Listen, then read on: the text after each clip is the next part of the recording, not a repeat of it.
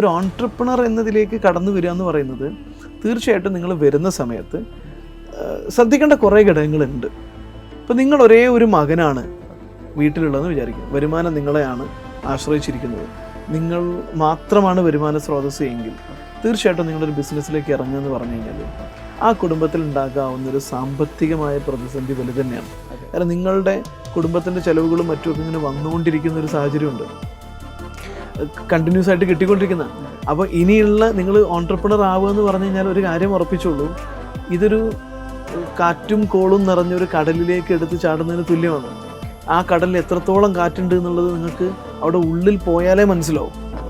അവിടെ എത്രത്തോളം കോളുകളൊക്കെ ഉണ്ട്, കപ്പൽ മറിയാനുള്ള സാധ്യതയുണ്ട്, അതിൻ്റെ ഭീകരത ഒക്കെ പോയാലേ മനസ്സിലാവും. പുറത്തുനിന്ന് കരയിൽ നിന്ന് കാണുന്ന കാഴ്ചയല്ല ഒരു ഓൺട്രപ്രണോറിയൽ ജേണി എന്ന് പറയുന്നത്.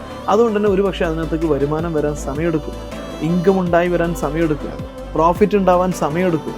സോ ചിലപ്പോൾ 1 വർഷം 2 വർഷം ഇത്രയും സമയം നിങ്ങൾ നിങ്ങളുടെ കുടുംബത്തെ എങ്ങനെ പ്രൊട്ടക്റ്റ് ചെയ്യും, അതിനൊരു ക്ലാരിറ്റി ഉണ്ടാവുക എന്നുള്ളത് ഇമ്പോർട്ടൻ്റ് ആണ്.